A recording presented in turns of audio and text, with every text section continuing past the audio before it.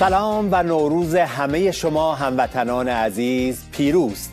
امیدوارم که هر کجای دنیا که هستین سرزنده و سلامت باشین و روزهای بهاری رو با تلاش برای تحقق بهار آزادی ایران پیوند بزنید.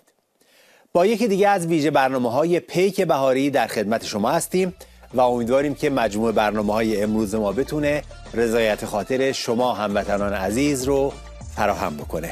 بیشتر از این شما رو منتظر نمیذاریم و میریم سراغ بخش اول این پیک بهاری.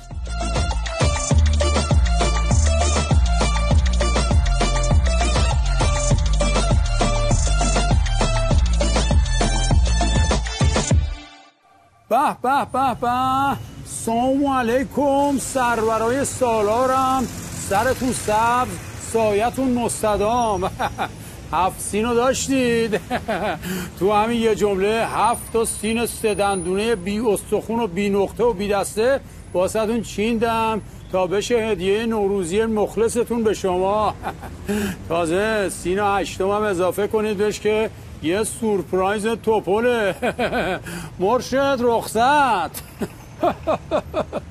بر شما بینندگان صدها درود، سال نو شد جملگی برپا درود. ایول ایول، پس بریم با هم به سوی جاجرود. خیلی مخلصی مرشد، ناراحت نشی، مزاح کردم باهات. باریکالله. بر در دیوار قلبم نوشتم ورود ممنوع. مرشد آمد و گفت من عینک چشمم نبود ندیدم. خوشت اومد؟ خوب لفظ قلم واسط اومدم. هوشنگ خان دمت گرم و سرت خوش باد. نوکرم که هم شیرین زبانی هم نکته سنج و خوش بیانی. ای بابا ای بابا مرشد جون، اینقدر واسه ما پپسی با نکن. به سلامتی داری میری نقالی نوروزی؟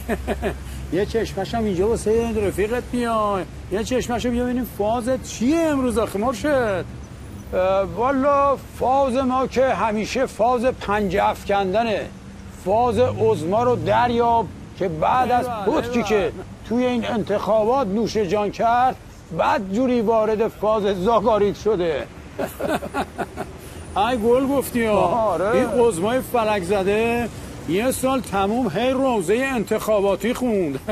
همه بسیجی‌ها فکر کردن الان بخت باهاش یار میشه و مرغ سعادت میاد میشینه رو امامش. اما بعد جور به خنسی خورد.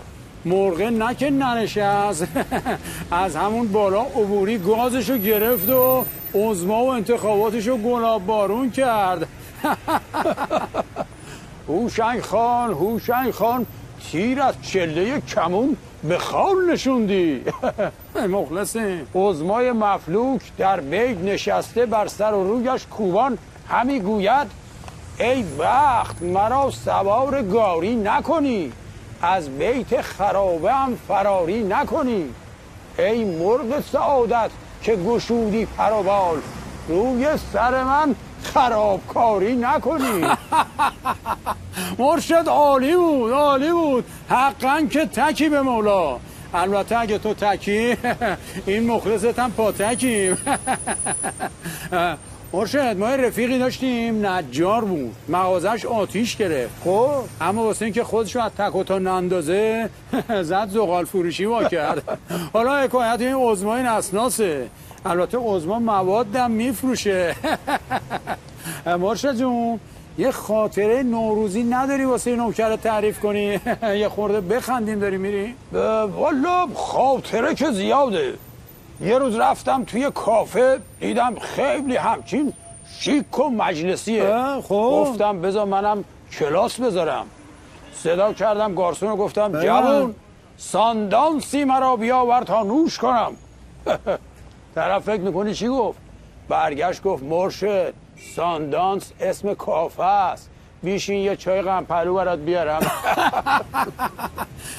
تو هم از این خاطرات داری؟ منم تا دلت بخواد این خاطرات دارم. یکیشو بگو. چند سال پیش دور از جونت با همین رخش رفتیم تا ته دره راهی بیمارستان شدیم. چرا؟ بعد راننده تاکسی همه اومدن عیادتم. بعد دیدن که یکی بغل تخت ما خوابیده، پاش تو گچه، ولی هی هم به ما بد و بیرا میگه. راننده تاکسی ها ما گفتن که بابا این چشه؟ چرا به تو بد و بیرا میگه؟ گفتم والا ما شب تو جاده میرفتیم، اینم موتور داشت پشت ما میومد، چراغ نداشت، چسبونده بود پشت ما، نور ما استفاده میکرد. هیچی دیگه، ما که رفتیم تو دره اینم اومد دنبال ما. مرشد جان رسیدیم به این استودیو سیمای آزادی. برو که بچه ها منتظرتن، ما هم از کانال دنبال میکنیم. رفتیم به برعکس سیمام سلام این مخلص رو برسون و عید مبارکی هم بدیم. عزت زیاد. ای به چشم دست حق نگهدارت باشه جوون، عیدت هم مبارک. ما که رفتیم تو هم برو علی یارت. یا علی. شاکریم نوکریم، عیدت مبارک. خب بینندگان عزیز میپردازیم به ادامه علی هوشنگ خان به سلامت. ما رفتیم. به به به به به به. سلام ای بزرگان. ماشاءالله جناب مرشد شما تو تاکسی بودی، خیلی سریع رسیدی. هوشنگ خان دیگه مثل شستیر میاد. خیلی قدمتون روی چشم. مخلص امید خان. سلام ای بزرگان سیمای خلق، پراکنده سازان آوای خلق. نبود جز شما کس که در عصر دیو، کند پخش پژواک ایران غریب. مبارک بود جشن سال نوین، مبارک به مردم به ایران زمین. به جناب مرشد واقعا عالیه. طی این مدتی که شما توی پیکشادی نقالی میکردید ما هم ازتون یاد گرفتیم و بنابراین میگیم که مبارک به مرشد بود آفرین، پذیری تبریک ما همچنین. احسن. البته که مبارکه، ولی تبریک های این حقیر سراپا تقصیر هنوز ادامه داره. امید جان مبارک به تصویر بردارتان، دکوراتور و نور پردازتان، به زحمت کشانتان همه بینشان، به کیبلمن و کارگردانتان. گریمور بسی هست اندر جهان، ولی کن چونین نیست میکاپشان. البته اینا رو که گفتم انشالله که از چشم حکیم ابوالقاسم فردوسی طوسی دور بمونه، وگرنه کشد گوش مرد بنده را آن حکیم، که کردی زبان دری را تریم. نه مطمئن باشید با این کاری که شما ارائه میدید حکیم فردوسی طوسی خیلی هم خوشحاله و گوش شما رو نخواهد کشید. بفرمایید لطفاً دیگه، بفرمایید بشینید. بله به عجب 7 سین اینجا چی دید امید خان؟ واقعا ندیدم به سستان چنین 7 سین، نه در خاک توران نه در مرز چین. بله دیگه جناب مرشد، این به اصطلاح سفره 7 سین مردم ایران هم هستش. در واقع سیمای آزادی هم سیمای آزادی همه مردم ایرانه. والا بپنداشتم ویرچوال است این، فزاینده حس و حال است این. بله خب جناب مرشد شما همیشه شاهنامه میخونید، شاهنامه درباره نوروز هم دیگه خودتون بهتر از من میدونید گفتنی زیاد داره، به خصوص مثلا اونجایی که حکیم فردوسی میگه سر سال نو هرمز فرودین، برآسوده از رنج روی زمین. احسنت. به جمشید بر گوهر افشاندند، مران روز را روز نو خواندند. باریکالله. راستی جناب مرشد اگه اجازه بدین یک سوالی هم داشتم.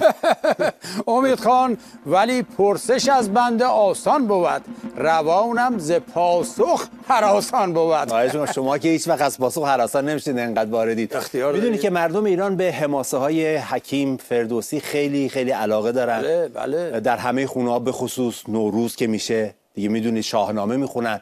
حالا مرشد اگر ما مثلا تصور کنیم که رستم دستان دل شاهنامه ناگهان بیرون بیاد و زمانه ما رو با این وضعیت ببینه، چه واکنشی نشون میده؟ تا حالا بهش فکر کردی؟ والا چو رستم بیاید به ایران زمین، گه نوبهار و گه فرودین، بسی شاد گردد ولی همزمان، کند فنت ناگه فتد نیم جان. یعنی قش میکنه؟ چرا قش میکنه؟ والا از آن رو که در دوره باستان به تنها یکی بود دیوان زمان، ولی کن در این دوره در هر کجا، بسی دیو بیند بسی اژدها، به هر حوزه بیند 1000 اژدها، ببسته است بر کله عمامه ها. یعنی منظورتون اینه که خدا نکرده رستم فرار میکنه دوباره برمیگرده تو شاهنامه از این ای بابا نه عزیزم نه امیدم، رستم و فرار هاشا و کلا. حالا که اینجوری شد پس دمی گوش بدار تا رزم رستم دستان رو با دیوان زمانه برات شرح بدم. بله. چون رستم ببیند که ایران زمین شده پای کوب ددان، این چونین موبایلش در آورد ز جیب زره، پیامک دهد که دل ایران هله، بیایید کین دیو پیزوری است، همین اژدها نیز وافوری است. ببخشید مرتضی جان، این به کی پیامک میده رستم؟ ایول اومدی تازه سر جاده. بله. کجا بودیم آقا؟ رستم SMS رو فرستاد. به کی؟ به کانون هایی که در شورشند. بله. که آنان چو شیرند و دیوان نژند. پس آنگه به رخشش نشینند دمان، به پتک و به تیر و به تیغ و کمان. آقا محشر کبرایی میشه که بیا و تماشا کن. بتازن به بیت ولی فقیه، به سندان نشانند سرش همچو پی. بکوبن چو آهنگران پتک را، بر اصلاح طلب یا که اصولگرا. بریزند مردم به کفها کمند، بیارند دد پاسداران ببند. ز هر سو تو بینی به تیر چراغ، سر چند صد شیخ جانی و چاق. چنان شور در شهر گردد به پای، بماند ز تفصیل دستان سرای. به واقعا مرشد اون روز واقعا روز نوی مردم ایران، یعنی نوروز جاودان ایران میشه. خیلی خیلی ممنون از اینکه اومدید و ابیاتی رو برای ما خوندید و واقعا صحنه رو خیلی قشنگ برای ما نقالی کردید. خجالتمون نده دیگه. با تشکر از شما عزیزان و همه حاضرین در این محضر، از کامرا کرو و باشندگان در اتاق فرمان، علل خصوص حضار گرامی بینندگان عزیز که ما مخلصشون هستیم. البته بگذارید در ختم این ماجرا اینم رو هم بگم که این 7 سین شما با اینکه بسیار 7 سین زیبایی هست که همه چی هم توش گذاشتید، ولی یه سین اصلی کم داره. آخه همین که گفتی همه چی رو گذاشتیم، 7 سین هست دیگه، میبینی که سیب و سیر همش هست. نه دیگه اینو نداشتیم ها. یکی سین بباید که گردد فزون، چو دیوان در ایران شوند سرنگون. بله سین سرنگونی کمه که انشالله به سفره 7 سین همه ایرانیان افزون بشه و بر بلندای البرز کوه خورشید و مهر تابان و فروزان آزادی رو ببینیم. عزت زیاد آمید و ایام بکام. یا علی ممنون، قربان شما، لطف کردید. یا علی خدا نگهدار. آقا این هوشنگو کسی پیدا میکنه ما رو برسونه؟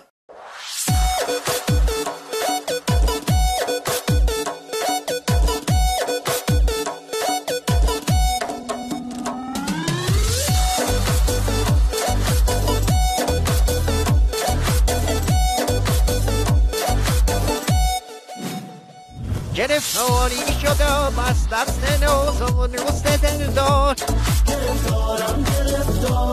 بریدم هرچی نازه اما بازم آخر کار، گرفتارم گرفتار.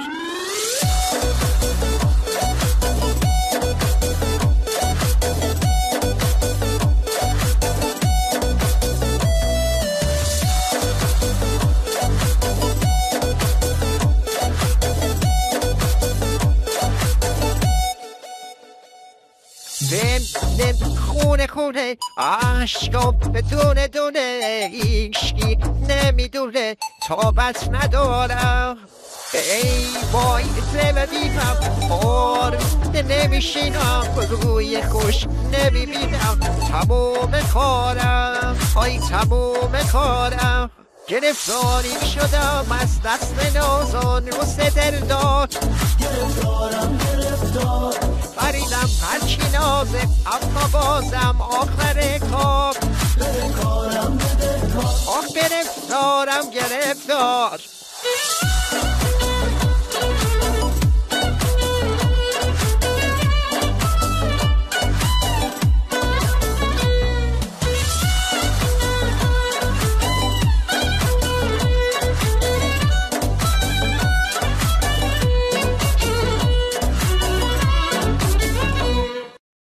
آقا داره مطرح میکنه یا تسلیم یا آمبودسمان پرپکانی صورت گرفته.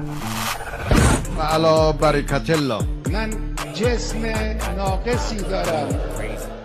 یکی از به اصطلاح منتقدان سینمای حوزوی چند سالی هست که تو تلویزیون رژیم و رسانه‌های مختلف حکومتی اسم در کرده و کارش اینه که پنبه فیلم‌ها رو بزنه. خودش هم جایی گفته که من بدون اینکه یک فیلمی رو ببینم اون رو نقد میکنم. حالا اجازه بدید چند بخش کوتاه از این به اصطلاح نقادی رو با هم دیگه ببینیم. برنامه امشب راجع به یه فیلمیه که اتفاق افتاده در امروزی که همه چیش خرابه، فیلماش خرابه، همه چیش خرابه. به نظر من ابداً فیلمنامه نداره. فیلمنامه یعنی جدیه کلمه. همه بازی ها بدن. هیچ کدوم از بازی ها آدم نمی سازن. همه انگار عروسک خیمه شب بازیان که نخشون دست فیلم سازه. تیپ ما قبل شخصیته. تیپ ما قبل شخصیتی که اداهای کاراکتر در میاره اما هرگز به کاراکتر نمیرسه و نماها با دکوپاژهای بسیار عقب افتاده خاک در چشم مخاطب میکنه. یه فیلم ما قبل بده، هنوز به بدی نرسیده. در مجموع به نظرم اسکورسیزی یکی از بدترین فیلمسازان زنده امریکاست. کات‌های بی‌معنی با به اصطلاح تدوین موازی. بدبختانه همین طرز کار تو سراسر فیلم هست. بازی چیه؟ یه دستیه که حد اکثر داره با یه گربه بازی میکنه. فیزیک، دست، پا، صورت، بدن بازی نمیکنه. یعنی یک بازی بسیار نازل داریم از مارلون براندو بزرگ. باگ های هم فیلمنامه‌ای داره، میزانسن که پر از باگ. حالا تصور کنید همین منتقد ولایی که تو جلسات خامنه‌ای هم شرکت کرده تصمیم بگیره فیلم نمایش انتخابات خامنه‌ای رو با همین سبک و سیاقی که ملاحظه کردید نقد بکنه. نتیجهش به نظر شما چی میشه؟ نتیجه رو با هم میبینیم. دوستان سلام. این بار میخوایم نقد فیلمی رو بریم که زمان زیادی از اکرانش نمیگذره. فیلم سیرک انتخابات، آخرین ساخته سید علی خامنه‌ای. این فیلم اصلا فیلم بدی نبود، فیلم خیلی بدی بود، فاجعه بود. یه فیلم ناتوان و غیر آدمیزادی با یه فیلمنامه آبکی که هیچ غلطی نمیتونه بکنه. مهمترین گیر فیلمنامشه. فیلمنامه نویس کیه؟ خود کارگردان. طرف پرت اصلا. بابا ملت اومدن تو خیابون دخلتو آوردن، تو با ساچمو گوله افتادی به جونشون، بعد دم انتخابات تو اومدی به همونا میگی بیایید رأی بدید. شوخی میکنی؟ از فیلمنامه که بگذاریم میرسیم به شخصیت پردازی. شخصیت پردازی افتضاحه. تو اصلا کاراکتری برای فیلمت نذاشتی، همه رو رد صلاحیت کردی. 4 تا تیپ مقوایی، 4 تا بسیجه کیفکش جوجه طلبه آوردی، میخوای باش مجلس درست کنی؟ مثلا کیه؟ امیر حسین ثابتی، فقط یه لب و دهن بدون ذره حس، هیچ چی دیگه نیست.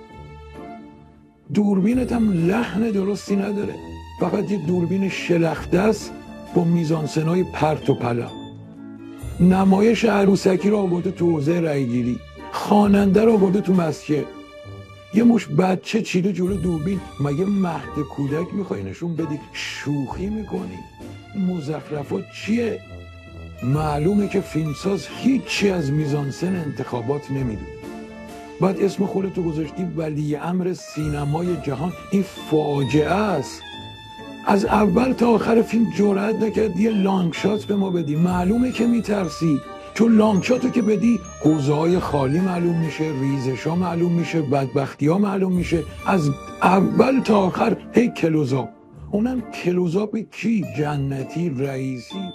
یه برگه رأی نمیتونه بندازه تو صندوق. ورق، صندوق، اینو نمیتونه در بیاره. هی جلو عقب میکنه، انگار داره آتاری بازی میکنه. این فاجعه است. یعنی من میگم واقعا یه فیلم فارسی جلومه. من بیشتر اصلا حال ندارم. من حاضرم بشینم نما به نمای این فیلمو بزنم پوچ کنم، اما این فیلم از نظر من ما قبل نقده. بیشتر از این وقتمو براش طلب نمی کنم. کات.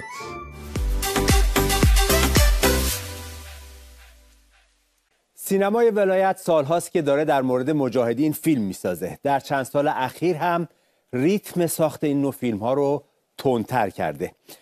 توی این بخش از برنامه پیک بهاری میخوایم یک نگاه سریع بندازیم که رژیم توی این پروژه تا الان چقدر موفقیت داشته. به همین منظور هم یک گفتگو و صحبتی داریم با صالح که تا به حال توی چند آفساید حتما دیدید که به این موضوع پرداخته. صالح خیلی خوش اومدی. خیلی ممنون، در خدمتیم. خواهش میکنم. سوال اولم حول همین موضوع اینه که رژیم تا به حال چند تا فیلم علیه مجاهدین ساخته در مجموع بخوایم بگیم؟ ببین این سوال جواب دقیقی شاید براش وجود نداشته باشه، به این علت که تا حالا مثلا افراد مختلفی اومدن فیلم هایی که علیه مجاهدین ساخته شده رو مثلا لیست کردن، ولی لیستاشون با هم متفاوته. چرا؟ چون همه فیلم ها اینجوری نیست که مثلا دقیق فقط متمرکز مجاهدین باشه. بعضی از فیلم ها مثلا توش یک سری موضوعاتی اشاره میشه که میشه ربطش داد به مجاهدین، یا مثلا تو بعضی از فیلم ها تو بک‌گراند تو مثلا آرم ساز مجاهدین رو میبینی. بنابراین شاید سوال دقیق تر این باشه که ما بپرسیم تو چند تا فیلم تا بار اینا به موضوع مجاهدین پرداختن، تا اگه اسم دقیقم نبرده باشه. آره که مثلا اینجوری بخوایم حساب کنیم. آره مثلا توی همین 40 سال که مثلا این حکومت آخوندی سر کار بوده، در مجموع نزدیک 20 فیلم سینمایی در قالب فیلم سینمایی نزدیک 20 فیلمو میشه اینجا توش به هر حال براش برشمرد. ولی اگه مثلا بخوایم سریال ها رو هم بهش اضافه کنیم دیگه میره بالا 100 تا. مثلا ما سریال داریم ارمغان تاریکی 22 قسمته، یا مثلا خانه ام 50 قسمته. اینا دیگه اینا رو بخوایم بهش اضافه کنیم مثلا میشه 100 تا فیلم بالای 100 تا نیمه. حالا این فیلم‌ها مثلا اگه بازه زمانیش رو بخوایم در نظر بگیریم تو چه زمانهایی ساخته شدن؟ این در واقع داستانش بیشتر همون موضوعیه که میگن که مثلا رژیم یه زمانی نمیخواست مجاهدین اشاره کنه، بعد یک زمانی شروع کرد اشاره کردن. بله. این رو از رو تاریخ ساخته این فیلم‌ها خیلی خوب میشه بهش پی برد. مثلا تو دهه اول حکومت، دهه 60 از 60 تا 70 که نگاه کنیم، مثلا 2 تا فیلم هستش که به زوری مثلا درباره خونه‌های تیمی مجاهدین فیلم ساختن، ولی انقدر فیلماش کلیشه‌ای و خلاصه اصلا ناموفق بود، هم تو تلویزیون هم تو سینما، که دیگه مثل خودشون گذاشتن کنار، دیگه ادامه ندادن. چند تا فیلم دیگه هم هست که مثلا غیر مستقیم به نوعی مثلا به مجاهدین ممکنه اشاره کنه و اینا. بله. تو دهه 70 هم دهه بایکوته، دهه‌ای که مثلا تصمیمشون یا هدفشون این بود که به مجاهدین اصلا اشاره نکنیم تا خدای نکرده توی از ذهن اونا تو جامعه مطرح نشن. یعنی اصلا نه فقط در عرصه سینما، کلا به لحاظ سیاسی سعی می‌کردن حالا حتما اونجا که میشه. اونو من نمیتونم نظر قطعی بدم که شاید مثلا ممکنه یک مستندای درست کرده باشن، ولی خط کلی این بوده که مثلا مجاهدین رو بهشون نپردازیم، روزنامه تا که میشه نپردازیم. تو سینما هم که بالکل نپرداختن. دیگه تقریبا هیچ فیلمی که مستقیم مجاهدین اشاره کنه نداره. تو دهه 80 یعنی احمدی نژاد دفعه اول که میاد، اونجا هم باز هنوز همین خط رو ادامه میدن. هم جمله معروف احمدی نژاد هست که میادش سوال کنه، گفت مگه مجاهدین اصلا هستن هنوز؟ اینجوری بود و اینا. کی قضیه میچرخه؟ از سال 88. سال 88 رو میبینن که چی شد؟ یا میبینن شعارهای براندازی، شعارهای سرنگون، شعارهای مجاهدین که تمام این سالیان مجاهدین اسپانسر اصلیش بودن رو دارن توی دانشگاه، تو کف خیابون ملت دارن میدن. بله. شعار مرگ بر اصل ولایت فقیه، مرگ بر خامنه‌ای، رو دیگه شعارهایی که داره داده میشه. یعنی اونجاست که حاکمیت میفهمه که آقا یه قضیه تو این جامعه عوض شده، یک نسلی اومده که اگه حواس نباشه دارن میرن، دارن اونوری بگیرش. چیکار کردن؟ گفتن آقا اون داستانی که درباره صحبت نکنیم تمام، حالا درباره صحبت میکنیم. چیکار میکنیم؟ تلاش میکنیم سیاه‌نمایی کنیم که جوونا نرن سمت اینا مثلا. که از سال 88 به این طرف، این در واقع از سال 88 شروع میشه، ولی از اونجا دیگه ریتمش به قول شما تندتر و تندتر میشه و تو دهه 90 که دهه قیام ها هم هستش خیلی افزایش پیدا میکنه تا دیگه همین 401 پارسال که اوج قیام بود، باز دوباره 2 تا فیلم دیگه علیه مجاهدین ساختن. حالا یک سوالی به ادامه این در 9 سال میشه گفت مربوط میشه، چی شد که تو عرصه کلی جنگ روانی رژیم با مجاهدین اینقدر رژیم دیر وارد عرصه سینما شد؟ خب اینم از این جهت سوال جالبیه که در واقع خب ایناشون سینما وجود داشت توی همین دست این رژیم، چون بله. قبل از انقلاب هم سینما تو ایران بوده، یعنی سینما چیز ناشناخته نبود برای اینا. چرا مجاهدین رو توش وارد نمی‌کردن؟ علتش اینه که به هر حال وقتی تو میخوای وارد عرصه سینما بشی قوانین بازی فرق میکنه. اینو تا قبلش به چی عادت کرده بودن؟ از این چیزایی که تحت عنوان مستند پخش میکردن. با چند تا پاسدار مصاحبه کن، چند تا آخوند مصاحبه کن، نمیدونم چند تا موضوع، چند تا اعتراف اجباری به هم دیگه بشه، اصلا طرف هر چی دلش بخواد علیه مجاهدین میگفت. اینا مثلا میدادن تحت عنوان تبلیغات و جنگ روانی پخش میکردن. ولی وقتی میخوای وارد عرصه سینما بشی اینجا قوانین بازی فرق میکنه. تو باید داستان داشته باشی، داستان باید باورپذیر باشه، شخصیت‌های داستان باید باورپذیر باشن که اینها ساخت چنین چیزهایی توسط رژیم علیه مجاهدین کار ساده‌ای براشون نیست. نکته دیگه‌اش اینه که وقتی تو میری وارد عرصه سینما میشی باید بپذیری که اون سوژه فیلم توی جامعه در بخش وسیع‌تری از جامعه مطرح میشه، چون بالاخره فیلم دیگه بیننده بیشتر داره، برهوشش تبلیغات هست، حاشیه هست و اینا. پس تو بپذیری یک موضوعی رو که تو جامعه می‌خوای مطرح کنی بالاخره بیشتر از اون چیزی که هست مطرحش نکنی، بهش وزن ندی. درسته. بنابراین وقتی که رژیم می‌خواست وارد عرصه ساخت فیلم علیه مجاهدین بشه پذیرفته بود که موضوع مجاهدین تو جامعه رفته. و این دیگه در واقع این ضرر رو پذیرفته بود که موضوع مطرح بشه، حالا دیگه تلاش می‌کرد توش مثلا حرفای خودش رو بهش بچسبونه. چون مثلا همین الان اونایی که توی قیام 401 مثلا میگفتن که مجاهدین اصلا پایگاهی ندارن و این حرفا، ولی تو همون 401 دو تا فیلم ساخت برای مجاهدین. خب چرا ساخت پس؟ اگه پایگاه ندارن برای فیلم ساخت براشون؟ چون که میدونست بالاخره ببین این خط مجاهدین هست، این گرایش به سمت مجاهدین هست، میاد اینو درست میکنه. چون تو هر کار کنی، حتی بدترین فیلم در هر سوژه درست کنی، بالاخره موضوع تو جامعه مطرح میشه. مثلا فرض کن همین فیلم مثلا اوپنهایمر که الان درست شد، تا قبل از اینکه این فیلم ساخته بشه این اسم یک دانشمندی بود، تو گوشه کتابا هم تو ویکی‌پدیا بود، میتونی سرچ کنی پیداش کنی. ولی وقتی من دربارش فیلم درست میکنن، هم تو اسکار این هم بهش جایزه میدن، این موضوع مطرح میشه، همه دربارش صحبت میکنن. مثلا مهم نیست که تو اون فیلم تو بهش فحش دادی، دربارش خوب گفتی یا بد گفتی، این موضوع آره دیگه آدم‌ها شون دربارش صحبت کردن که آیا این تیکه درسته، این غلطه. اصلا ماجرای نیمروز یک که اینا درست کردن، ماجرای نیمروز یک مثلا داستان همون حمله به پایگاه سردار خیابانیه مثلا کل فیلمش. بعد از اون خودشون نگاه کردن تو جامعه سرچ موسی خیابانی افزایش پیدا کرده بودن این جوونا. چرا چون مثلا رفت دنبالش ببینید بخین داستان چی، اینا دارن درست میگن، واقعی میگن. پس اینو طریق رژیم پذیرفته، وقتی میخواد وارد عرصه سینما بشه دیگه پذیرفته که مجاهدین مطرحشون آب از سرش گذشته، میگه حالا بریم که مثلا شیطان سازی کنیم. دلیل سوم دیگه هم که میتونه چی باشه، هزینه‌اش باشه. به هر حال هزینه ساخت فیلم سینمایی از هر چیز دیگه بیشتره.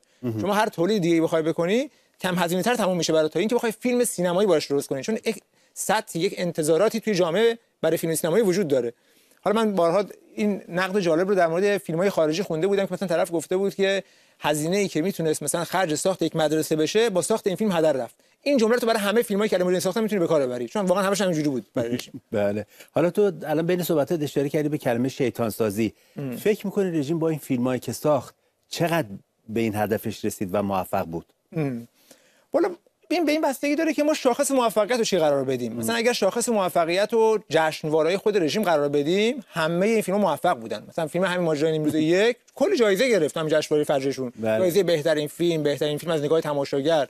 به بقیه‌شون همین جوریه، یعنی همینجوری 5 6 تا این جشنواره‌ها دارن که این فیلمایی که درست میکنن و بهش کلی چیز میدن، هم جایزه عمار، جایزه چی که خلاصه یه جوری اونو تقویتش کنن. اگر از این نظر بخوای نگاه کنی. ولی خب اگر مثلا از منظر همون سازندگان فیلم بهش نگاه کنی، اغلب کسانی که این فیلم ها رو ساختن یا تو ساخت شرکت داشتن بعداً پشیمون شدن. حالا پشیمون شدن علتش چیه بماند، ولی مثلا همین سازندگان فیلم ماجرای نیمروز هم تهیه کننده هم کارگردانش مثلا قهر کرد با سینمای سیاسی، تیتر بود برای خودشون زده بود، گفت من دیگه فیلم سیاسی درست نمی‌کنم به خاطر مشکلاتی که توی ساخت این فیلم‌ها براشون به وجود میاد. یا مثلا اون بازیگری که تو فیلم قلاده‌های طلا ایفای نقش کرده بود بعدن خودش تو تلویزیون گفت آقا منو طرد کردن همه همکارانم، گفتم با من کسی صحبت نمی‌کنه، من دیگه توش فیلم دیگه راه نمیدن. یا مثلا همین کارگردان فیلم سرنگ ثریا همین چند وقت پیش اخیر گفت میگه همه دوست و رفیقای قبلیم تو تئاتر من آنفالو کردن، بعد آنفالو میکنن زنگ میدن میگه ما تو آنفالو کردیم، هیچ پیام بدن چرا؟ میگن چون تو فیلمساز حکومتی شدی. که اینو قطعا طرف خودش بعدا اینجوری نوشته بود که من نمیدونستم که مجاهدین اینقدر سمپات پنهان دارن تو جامعه. وقتی اینو ساخت تازه باش مواجه شد. بله. در واقع این از این منظر اگر نگاه کنیم که اینا خلاصه کسانی که این فیلم ها رو ساختن اینا ظاهرا اینو نمیتونن یک موفقیت برای خودشون محسوب کنن، چون بعدش دیگه نمیخوام بسازن فیلمو. پس از این زاویه میشه گفت که شاید موفق نبودن. و یه چیزی هم که اینا خیلی ازش ترس رو واهم دارن اینه که بهشون مارک فیلمساز حکومتی بخوره. مثلا کسی بره نگه اینا فیلمساز حکومتی هستی، چون میدونن که این مارک بخوره رو پیشونیشون دیگه مثلا طرف یه کارش ساخته است تو اون عرصه هنری دیگه همین میذارن سمت رژیم. اون که منفعت رژیم رو میدونن دیگه. حالا یک سوالی ساله چطور اینا خودشون رو مثلا فیلمساز حکومتی نمیدونن؟ چون انقدر واضحه وقتی فیلم رو بازی میکنن به وضوح میشه دید که خط مثلا وزارت اطلاعات، خواسته‌های سپاه پاسداران اینو دارن پیش میبرن به این وضوح. چطوری میگه اصلا یه بار خود وزیر اطلاعات روحانی اومد همینو گفت، بعد اصلا همه اینا رو سنگ روی یخ کرد. وزارت رو وارد کار ساخت فیلم و سریال کردیم. با فیلم و سریال هم کار آموزش عمومی، صیانت جامعه در برابر جاسوسی و هم یک سلسله اهداف اطلاعاتی رو محقق کنیم. فیلم‌های روباه، ماجرای نیمروز، سیانور، امکان مینا، روز صفر، شبی که ما کامل شد و سریال‌های پازل، رؤیایی که تعبیر وارونه شد، سارق روح، خانه امن محصول این رویکرد بود که با همکاری عزیزان انجام دادیم. اون می‌خواست از کار خودش دفاع کنه. ما توی مسابقه تلویزیونی هم دیدی حتما. میگه که ببین همه این فیلم‌ها رو ما ساختیم با کمک وزارت اطلاعات. اسم همه رو هم بهشون میگه. این خلاصه برای خودتون ادا و اصول در نیارین که مثلا من خودم رفتم من فکر کردم فیلم ساختم. مثلا یکیشون هست همین سازنده فیلم سرنگ ثریا. اینو نگاه کن، این خیلی جالبه. این همش می‌خواد اصرار کنه که این فیلم رو من با ایده خودم ساختم. این تیکش نگاه کن تو این کنفرانس خبریش. همونجوری که در مورد سازمان منافقین سرچ می‌کردم و مطلب می‌خوندم، یک عکس دیدم از مادرایی که کنار سیاج‌ها، سیاج یعنی سیمخاردار به زبان عربی، ایستادن. عکس خیلی گویا بود، یعنی انگار در دل خودش یک درامی داشت که به من میگفتش که همینه، قصه باید این باشه و رخدادگاه یک رخدادگاه متفاوتی بود. خیلی از مادرهایی که بچه‌هاشون اسیر فرقه رجبی هستن توی مدت پژوهش فیلم دیدم، باشون گپ زدم و کم کم سرهنگ ثریا شکل گرفت. بله. عکسو دیده گفته این فیلم با ساخته. عکس باش صحبت کرده. عکسش گفت بیا منو بساز، اینم رفته دیگه درست کرد و دیگه تبلیغش به سرهنگ ثریا به همین سادگی. بودجه براش اومد، دیگه امکانات اومد و فیلمو ساخت. عکسو دید وزارت اطلاعات پولو داد. همین. این خیلی هم اصرار داره که اینو هدف این داستانو تعریف میکنه. هر جام که تو هر مصاحبهش بری بخونی همین تعریف میکنه که این میخواد بگه که کسی من نگفته من فیلمو بسازم، حواستون باشه. کی باور میکنه این حرفو؟ همه میدونن. حالا خود مؤسسه اوج که اینو پشتیبانی کرد تو ساخت این فیلم، خودش تیتر زده نوشته این فیلم ما ساختیم، اونم گذاشته به حساب خودش. به هر حال مثلا این اینجوری میگه. حالا یه کارگردان دیگه‌شون هست یک درجه از این رفته جلوتر، میگفته آخه این بازی که بازی مسخره که ما بخوام بگیم که ما فیلمو سفارش نگرفتیم. این میاد میگه ما پذیرفته، گفتیم آره درسته ما فیلمو سفارش گرفتیم، ولی چه اشکال داره؟ من فیلمساز سفارشی ام، از این میخواد دفاع کنه. این چه جوری دفاع میکنه؟ این ببین الان یکی از چیزایی که همیشه متهم میشیم و گوشه رینگ قرار میگیریم یکی همین کلمه سفارشیه. من اتفاقا میگم سفارش خیلی خوبه. که میگه سفارش بده؟ مگه اون پیمانکاری که میره سفارش میگیره پل هوایی میسازه برای اینکه تو اون مسیر اتوبان مثلا هر از گاهی یه نفر زیر ماشین نره، مثلا میتونیم زیر سوال ببریم که تو چرا سفارشی کار کردی؟ نه، سفارش تو حوزه فرهنگ هم سفارش خوبه. این نکته‌ای که ظرافتش همین نکته‌ای که ایشون گفت که فرد وقتی یک موضوعی رو انتخاب میکنه و در یک جایگاهی قرار میگیره، اگه به اون جایگاه اعتقاد نداشته باشه یا در مسیر زندگی شخصیش به اون مسیر نمیره، خب اون قابل باور نیست برای مردم و به دل هم نمیشینه. این نکته ظریفش همینجاست. این در واقع داره میگه که سفارش بعدی بدید به من، داره با این حرف میگه که من سفارش پذیرم، سفارشم میگیرم، من با دل میرم توش، چون توش پول خوب هست، توش نام و نشان هست. خلاصه از این کارگردانی تازه به دوران رسیده این عرصه است که میخواد اینجوری در واقع، ولی سفارش نمیدونه چی در انتظارشه دقیقاً. حالا که گفتی بعدا ببین چیزی میشه آنفالو شدن. اتفاقا تو همین مسابقه جای دیگه هست، اون یکیشون چون این تهیه کننده است، یکی هم از کارگردانه، اون یک زوری سیگنالای اینجوری که میگی میده خودش روی صحبت داشت. من میخوام اینو بگم که اینجا این سفارشی بودن فیلم ها رو این تایید میکنه. پس درسته، یعنی همه این فیلم های حکومتی شوخی هم نداریم، تو این رژیم کسی همچین کاری نمیتونه بکنه. ولی جالبش اینه که باز همین که به تو داشت اشاره می‌کردی، کارگردان همین فیلمه خودش گلایه داره از این که میگه آقا وقتی ما داریم این فیلمو درست میکنیم انقدر همین سفارش دهنده، حالا تو گیومتر سفارش دهنده کی هست بماند، انقدر هی بهشون میگه که اینو بیار توش اونو بیار توش، طرف اصلا دیگه کار از دستش خارج میشه. یعنی اون چیزی که میخواد حتی مثلا طبق آموزش‌های خودشون فیلمو درست کنه اونم نمیتونه در بیاره، که از این اومده داره شکایت میکنه. اینم جالب، اینم ببین.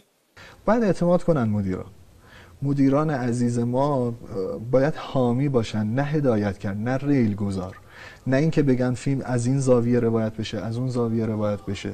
اون نهاد، اون ارگان ها باید ما رو صدا بزنن، آقای شفیعی رو صدا بزنن، بگن که آقای شفیعی عزیز، امیر عباس تو داری میری این مسیر رو، بگو کجا سنگ جلو پاته، من این سنگا رو از جلو پات بردارم. یعنی مانع زدایی کنن، مانع زدایی کنن، نه اینکه مثلا دور دیگه به من فیلمنامه بزنن جلو من بگن که بیا اینو بساز، برو اونو بساز، بیا اینجوری که موانعی که شما داشتین. می‌بینی؟ این همین الان صداش در اومده، واضح میگه فیلمنامه میذارن جلو، میگن اینو بساز. این هم اتفاق افتاده، میدونی داره همون اتفاق افتاده رو به شکایت میکنه دیگه. که بعد خوشم آخر همین گفتگو میگه ما داریم اینا رو میگیم که اونایی که باید بشنون.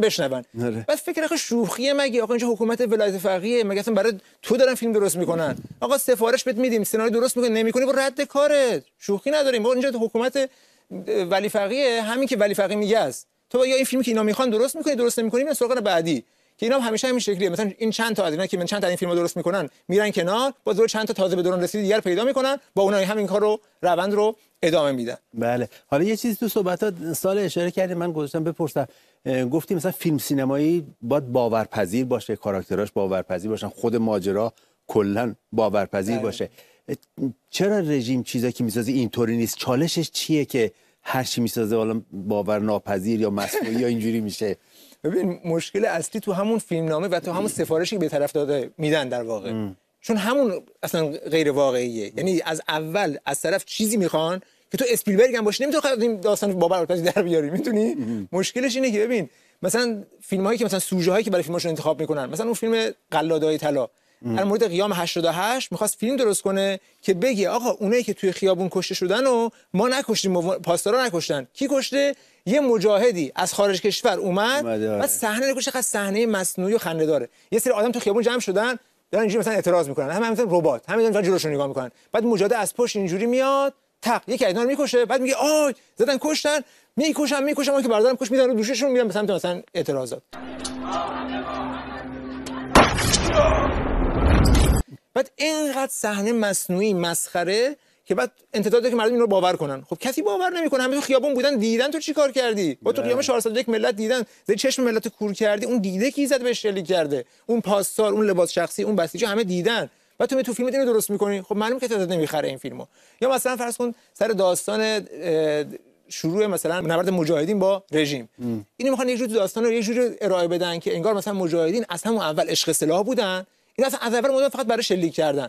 بعد تو فیلم کاراکترهای مجاهدی که نشون میده همه فقط سلاح به دستن، همینجوری شلیک میکنه فقط. مثلا اون ماجرای نیمروز 2 که مثلا درست کرده اینقدر مسخره است. با بازی کامپیوتری هم طرف میخواد شلیک کنه، همینجوری دیالوگ میکنه بعد شلیک میکنه. این همینجوری مجاهد همینطور میاد تو شهر فقط تق تق تق تق مردم میکشه.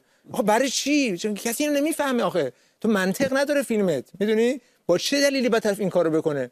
هیچ دلیلی تو فیلم گفته نمیشه، توجیه نمیتونه بکنه اینا رو. بعد یک سری صحنه‌های مسخره مصنوعی اینجوری نشون میده. یا مثلا اون داستانی که توی اون فیلم مصلحتشون بود که مثلا می‌خواست نشون بده که یک پسر یک آخوند کله گنده نظام کسیه که مثلا یک مجاهدی رو شهید کرده، بعد اینا میخوان اونو اعدام کنن. آخه تو دنیای واقعی طرف داره این داستان کاظم صدیقی امام جمعه رو میبینه. کجا آخونده این شکلیان؟ آقازاده‌ای تو کانادا رو آقازاده‌اش همه تو کانادا رو میبینه. اون طرف میدونه که همش خبری نیست تو این رژیم که. بنابراین خود داستان فیلم یک داستان غیر واقعی، اصلا نمیتونن به واقعیت داستان نزدیک بشن. یا مثلا یکی از مشکلات اصلیشون توی همه این فیلم‌ها وقتی که میخوان دوربین ببرن سمت مجاهدین، این اون چیزی که اغلب این کارگردان‌ها یا فیلمسازاشون ازش تفره میرن و نمیخوان به سمتش برن. که مثلا خودش هم توی کسایی مصاحبه‌هاشون هر کدوم یه جوری این موضوع رو میپیچونن، چون دائم درباره این سوال قرار میگیرن که چرا شما توی فیلمایی که میسازین بالاخره درگیر دو قسمت رو نشون میدین، از سمت اون چیزی به ما نشون نمیدین که اینجا چجوری دور میزنن. بله. انتخاب من این بود که دوربین این ور سیم خاردارا، این ور دیوارهای اشرف باشه، چون قصه ثریا و مادران بود. اگر دوربین میرفت اونور قصه دیگری است، یعنی یک روایت دیگری. انتخاب من این بود. خودتون میدونید همه چیز کارگردان اهم فالاهم. و یه نکته بعد این بود که اصلا ما تصمیم بر این بود که اصلا تو دل در واقع منافقین نریم، یعنی دوربین اصلا به سمت اونا نره. چند تا سکانسی هم که می‌بینی از دور ما داریم می‌بینیم، حالا دلایل مختلفه، حالا دلایل دراماتیک داره داشت بیشتر که دوست نداشتیم. حالا ما نمونه‌های فیلمایی داشتیم که دوربین سمت منافقین رفته، چون اینا حالا بیشترشون که نمیشه گفت، حالا نیمی از اینها چون از بانوان بودن، اینا به خاطر همین سمپات میشه بیننده. ما می‌خواستیم این اتفاق نیفته حداقل. بله. مشکل رو خیلی واضح بیان میکنه. مشکلشون اینه که اگر تو بری به سمت مجاهدین و مناسبات مجاهدین رو اونطور که واقعا هست و واقعا در اتفاق میتونه نشون بدی، جذابه، سمپاتی ایجاد میکنه. این حالا میگه دلیل دراماتیک اصلا نداره، دلیل اتفاقا مشخص سیاسی داره که تو نمیخوای جذابیت مجاهدین رو بهشون نشون بدی، مجبوری از این کاراکترهای کاریکاتوری و نمیدونم کارتونی درست کنی. به قول اون کارشناسی کاراکترها مقوایی ان. مال مجاهدین که میرسه هیچ چیش با هیچ چیش نمیخونه، اصلا برای طرف میخنده، برای طرف شاد میشه، برای طرف اصلا شلیک میکنه، همه چیش بی محتواست. این علتش همینه که اینا نمیتونن نزدیکش بشن، یعنی سری مسائل درون مجاهدین رو نمیتونن توجیه کنن، تو اون واقعیت رو نشون بدن. بحث بالاخره مبارزه برای آزادی میخواد بگی که نمیتونی بگی. بالاخره تو مثلا بگی که ببین دعوای مجاهدین با رژیم چرا شروع شد، واقعیت مسئله چیه؟ اون میگفته قصاص، این میگفته نه علیه قصاص، میگفته این ضد انسانیه. اون میگفته حجاب اجباری، میگفته نه آزادی پوشش. اون میگفته حکومت ولایت فقیه، این میگفته نه انتخابات آزاد. اینا رو که تو فیلم نمیتونی بگی که. هر چی دیگه غیر از این بگی داری خاله میبندی. داری دروغ تحویل ملت میدی. دروغاش همش همین چیزای کاریکاتوری مسخره میشه. یا مثلا یکی از اصلی ترین مسائل بالاخره این که اونایی که الان توی مجاهدین موندن چرا موندن تو مجاهدین؟ دلیلش چیه؟ اینو نمیتونه نشون بده. چون کاراکترایی که از مجاهدین همش نشون میده یا آدمای یک سری ماشینای کشتار بیرحم هستن یا آدمایی هستن که از مبارزه خسته شدن، نه خیلی دنبال زندگی هستن و مستعسلن و خلاصه میخوان یه جوری خلاص کنن خودشون رو. خب اگر این بود که آخه این تشکیلات 60 سال دوام نمی آورد که. چه جوری مثلا وایساده این تشکیلات اینجوری؟ این آدما چرا وایسادن اونجا؟ نمیتونی تو بهشون بگی که اینا با شستشوی مغزی. آقا دیگه الان کسی که 20 سال 30 سال 40 سال 50 سال تو مبارزه است که دیگه نمیتونی بگی با شستشوی مغزی تو مبارزه است که. الان تو اروپا دارن فعالیت میکنن، تو اینترنت دارن فعالیت میکنن. کدوم شستشوی مغزی؟ دلیل واقعیش نمیتونه بگه. میدونی؟ چون نمیتونه بگه هی دائم آره هر کار دیگه تو بکنی باور غیر قابل باور میشه. یعنی دلیل مصنوعی بودن فیلم هاشون همشون اینه، یک مشکل ماهیتی دارن. یا مثلا همین موضوع زنان که اشاره کرد الان، بالاخره حضور گسترده زنان در مجاهدین یک واقعیته. اینو تو همه فیلماشون یه جوری مجبور میشن اشاره کنن که بالاخره از اگر 3 تا مجاهد نشون میده یکیش زنه، اگر هم 5 تا نشون میده 2 تاش زن همیشه. یعنی حضور زنان در مجاهدین رو همه قبول دارن. ولی چرا اینا توی مجاهدین زنان اینقدر جذب شدن مجاهدین، اینو نمیتونه تبیینش کنه، نمیتونه دلیلشو بیاره. به خاطر هر چیزی که در مورد زنان مجاهد درست میکنه یک چیز کمدی از آب در میاد. مثلا این صحنه رو نگاه کن.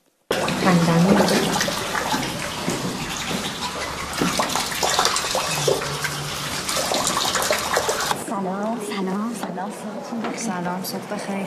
بچه‌هاتون چی میگن؟ میگن قراره به اون آموزش نظامی بدن. راست میگن؟ این نمیدونستی.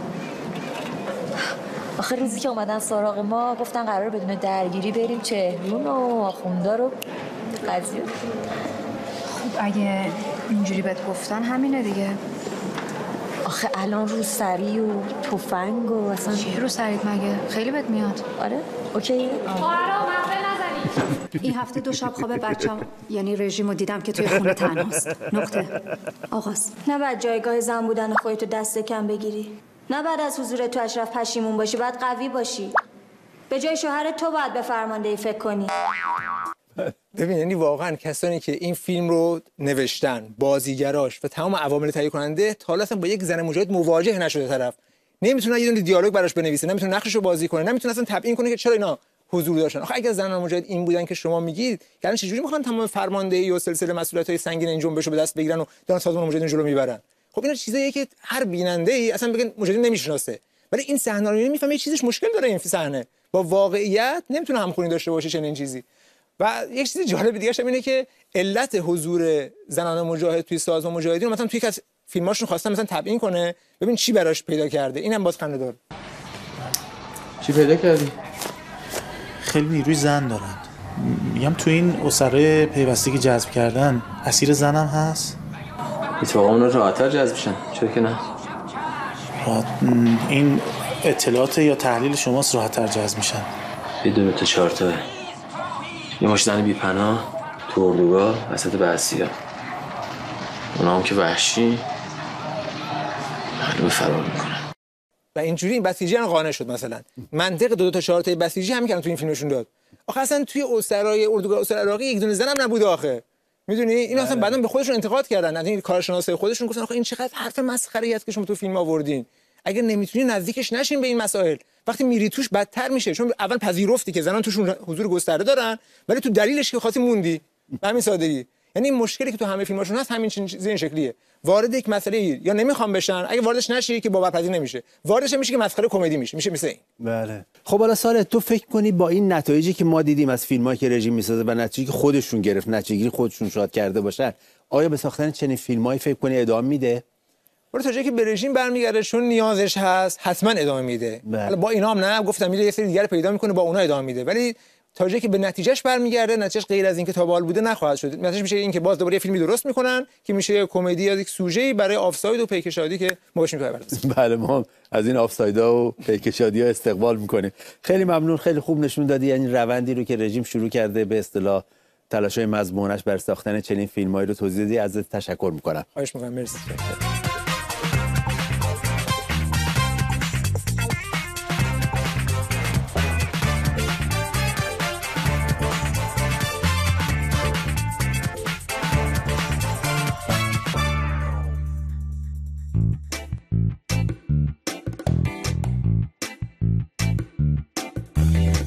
کارگاه تولید دروغ، فیلمای ژانر کشک و دوغ، سریالای سفارشی، برنامه‌های جایشی، پاچه خوری کاسلیسی، هر شب تو بخش 20 و 30، کارشناسای الکی، دکترای چسبونکی، بریشت بالا دیدی، آشغال لایو آرشیوی، گندار و مال میکشی، بریش تو میکشی ماتیش، زالوزار سلبریتی، نمایشای در پیتی، آیتمای سرمایشی، خنده های فرمایشی، سانسور با دست و پای باز، قیچی موسیقی و ساز، کمدین های عبوس، مجریای چندش پلوس،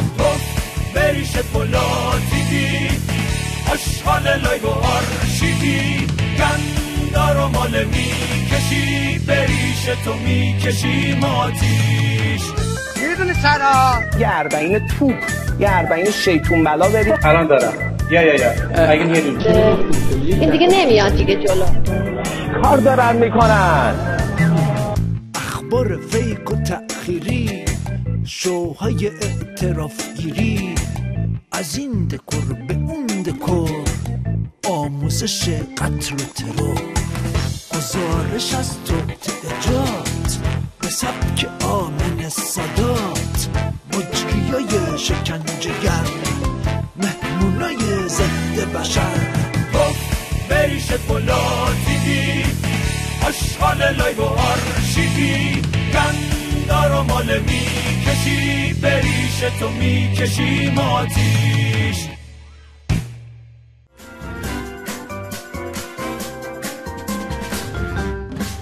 بهار سرشاره، لبریزه، نسیمش که از راه میرسه همه چیز دگرگون میشه.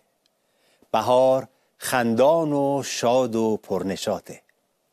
پس از بهار بیاموزیم و مثل بهار پرشور و پر انرژی و سرشار از انگیزه باشیم. ایران مجروح از تازیانه های زمستون و نیازمند اراده های بهاریه. از اینکه در این 4 روز همراه با ویژه برنامه‌های پیک بهاری همراه ما بودید از شما بسیار ممنون و سپاسگزاریم. البته پیک بهاری هنوز تموم نشده. فردا گلچینی از طنزهای پیک شادی در سال 402 رو براتون داریم که حکم 5مین پیک بهاری رو داره. با امیدواریم که مورد توجهتون هم قرار بگیره. باز هم عیدتون مبارک و باز هم 100 سال به از این سالها. تا روزی دیگه و دیداری دیگه، خدا نگهدار.